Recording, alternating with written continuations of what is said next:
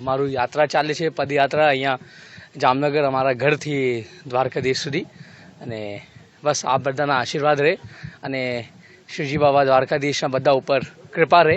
આ જ મારી પ્રાર્થના છે. અને અમે હમણાં પદયાત્રામાં 5 દિવસથી ચાલીએ છીએ અને 2-4 દિવસમાં પહોંચી જશું. એ જ દ્વારકાધીશ તો બધાના રાજા છે અને અમારા બધાના એ માલિક છે ને શ્રીજી બાબાના આશીર્વાદથી એ મને શક્તિ આપી છે ચાલવા માટે. તો હું ચાલુ છું અને આ મારું પહેલું વાર છે. અને બસ એટલા જ કહું કે જય દ્વારકાધીશ.